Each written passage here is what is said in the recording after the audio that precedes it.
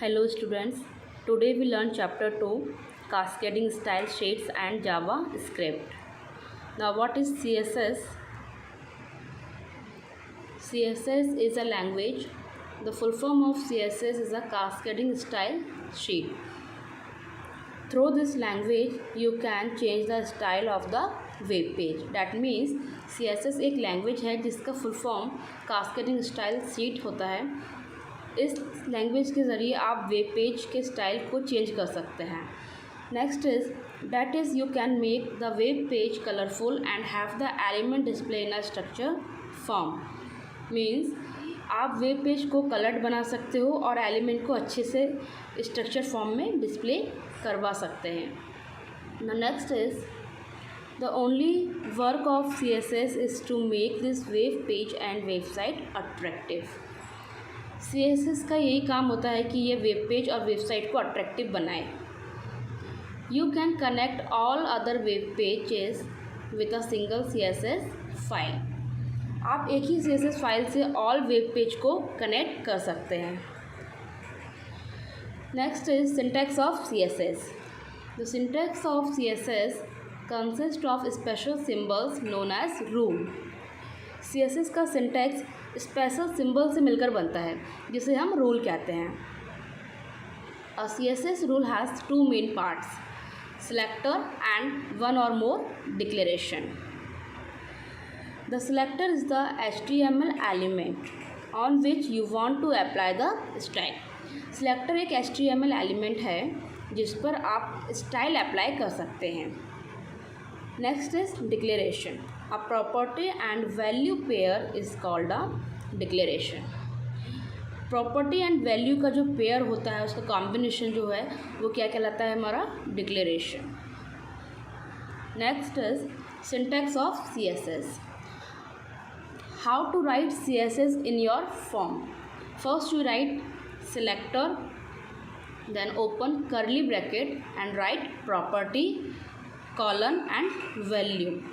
Selector क्या होता है हमारा? सिलेक्टर डैट मीन्स आप किसी भी हेडिंग पे या किसी भी पैराग्राफ पे आप जो फॉर्मेटिंग कर रहे हैं उसका टैग हमारा कहाँ आता है? सिलेक्टर में. जैसे सपोज में सिलेक्टर क्या है हमारा यहाँ पे हेडिंग 1 है, मतलब हम अपने पैराग्राफ को या हमारे हेडिंग को कौन सा हेडिंग दिया है हमने? हेडिंग 1. दैट मीन्स सबसे लार्जेस्ट हेडिंग.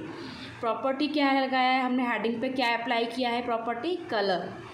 और उसका वैल्यू क्या है कलर का? हमारा green. Now next is advantages of CSS. What is advantage of CSS? First is save time. हम अपने टाइम को बचा सकते हैं. कैसे? You can write the CSS rule once and you can apply them several times. आप एक बार CSS rule को लिखते हैं और उन्हें कई बार अप्लाई कर सकते हैं. You can apply a style sheet to multiple web pages.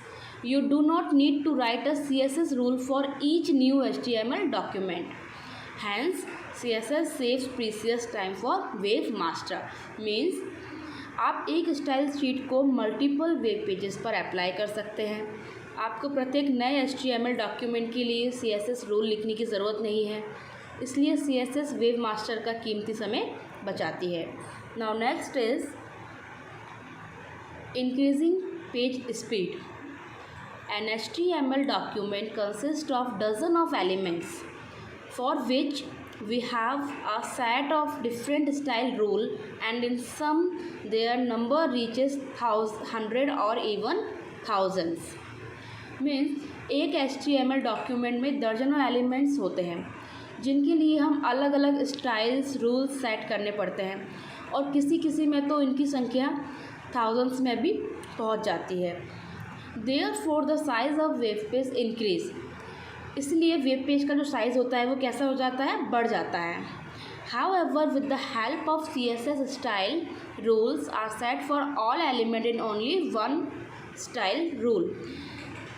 CSS की मदद से केवल एक स्टाइल शीट में ही सभी एलिमेंट्स के लिए स्टाइल रूल सेट कर दिए जाते हैं, which removes the extra elements and the page size decrease and this cause page fast load. जिससे एक्स्ट्रा HTML जो होते हैं हमारे हट जाते हैं और पेज का जो साइज़ है वो कम हो जाता है. इसी वजह से हमारा जो पेज जो होता है हमारा फास्ट लोड होने लगता है. Now next is easy to maintenance. You can set CSS rule for the entire website in just one style sheet. आप पूरी वेबसाइट के लिए सिर्फ एक स्टाइल शीट में ही CSS रूल सेट कर सकते हैं. Therefore, we do not face any problem in managing a file. इसलिए हमें एक फ़ाइल को मैनेज करने में कोई भी परेशानी नहीं आती है. Next is JavaScript. What is JavaScript? JavaScript is a powerful scripting language which is used to create web page and application. JavaScript एक powerful scripting language है जिसे यूज़ करके हम वेब पेज और एप्लीकेशन क्रिएट करते हैं. Next is using it you can add HTML to a web page. Also you can change the existing content and modify the page style. Means इसके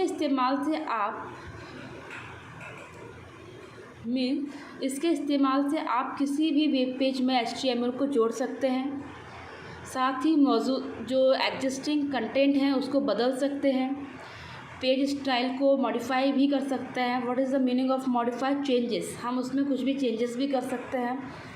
now next is JavaScript values.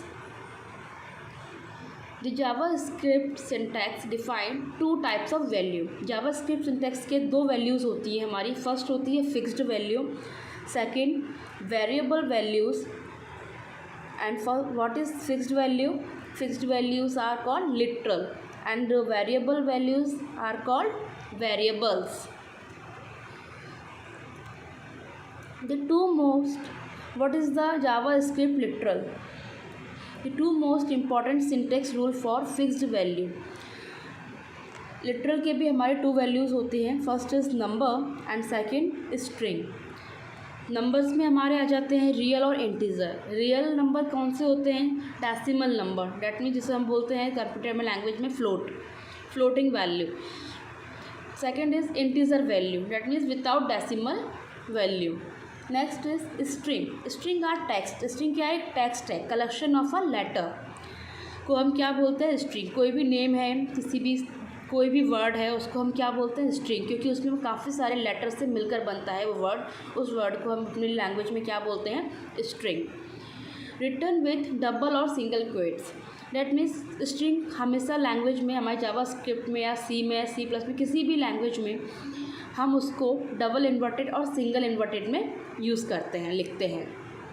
Now next is JavaScript variables. In a programming language, variables are used to store data values. Variable का काम क्या होता है? Data values को store करके रखना. यदि आपको किसी भी वेरिएबल में कोई वैल्यू को एंटर करना है तो हम क्या क्रिएट करते हैं? एक वेरिएबल. उसी के थ्रू हम किसी भी डेटा को स्टोर करके रख सकते हैं. Now next is JavaScript uses the var keyword to declare variable. जब भी हमें JavaScript में वेरिएबल डिक्लेयर करना होता है तो वहाँ हम क्या लिखते हैं? var. जैसे हम C और C++ में हम वेरिएबल डिक्लेयर करने के लिए उसका इंटीजर टाइप, डेटा टाइप हमें लिखना होता था. जैसे int for integer, char character.